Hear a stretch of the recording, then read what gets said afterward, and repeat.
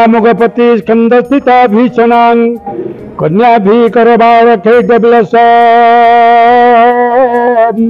भक्ताभिराज सेवितां हस्तई चक्र गदा शिखेट विशिखा चाप गुणम तर्जनी बिभ्राणां नलत्तिका शशिधरा श्री दुर्गा त्रिनेत्रां भजे।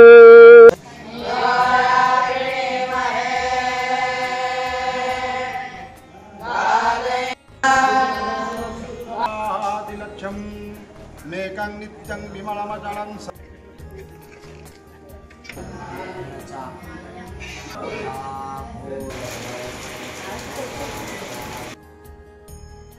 गंजाम जिलार प्रसिद्ध शक्तिपीठ मध्य अन्यतम होछि श्री मां रामचंडी पीठ।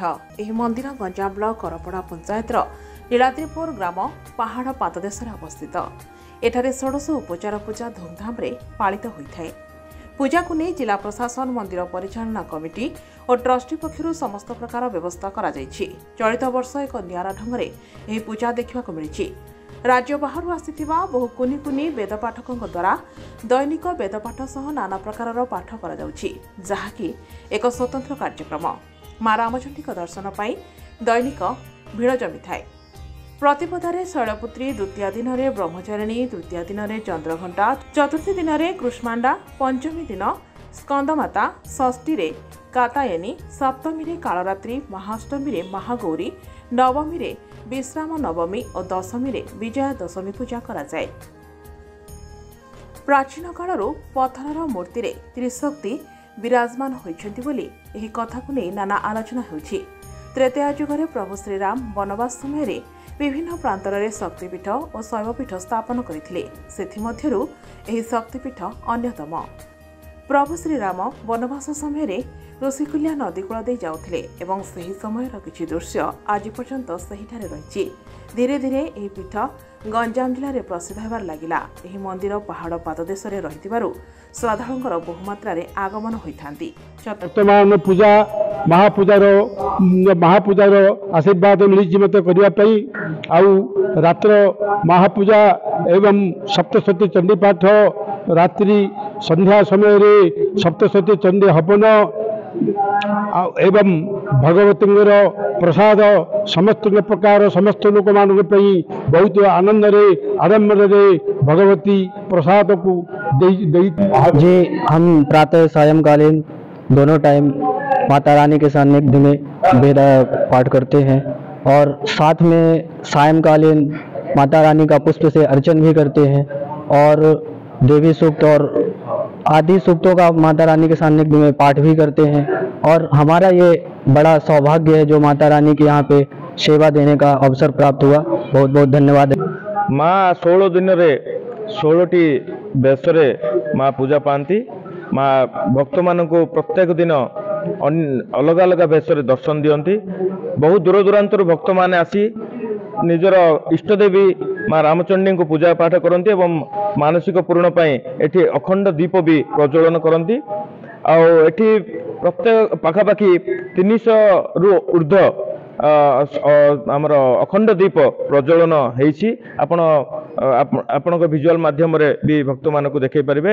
आ सारा ओडिशा बाहर वेद विद्यार्थी माने आसी मां निकट रे सकाळे संध्यारे वेद पाठ करुचंती।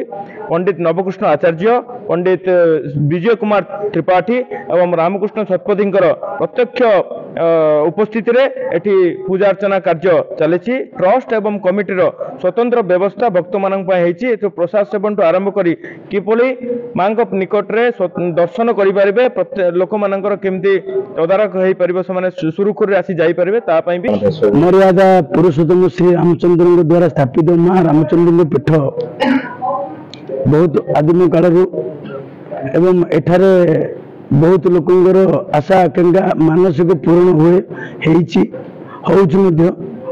एठारे त्रिशक्ति अच्छी, त्रिदेवंगर त्रिदेवी अच्छी, संपूर्ण चंडी माँ महाचंडी माँ अच्छा, माँ दक्षिणकाली अच्छा। एठारे आपण मैंने आसतु आपण मानसिक रखु एवं 100% एठारे मानसिक पूर्ण हुए। माँ का आशीर्वाद लाभ करंतु।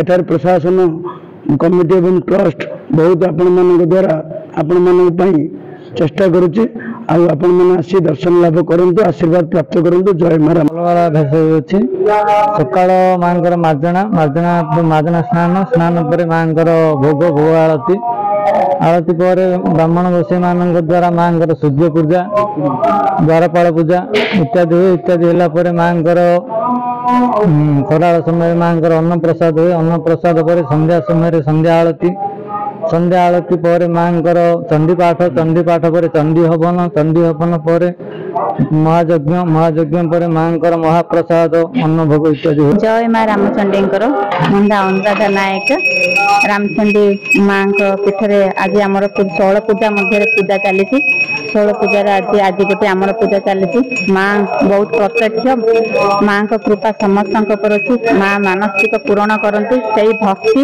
विश्वास आमर अच्छी आमर मानसिक पूरण होमर से श्रद्धा भक्ति अच्छी आ माँ पीठ को आसतु आ माँ दर्शन करूँ निश्चय भाव में मनस्कामना पूरण हो जय माँ रामचंडी। छत्रपुर सरोज सामल रिपोर्ट IOIA न्यूज।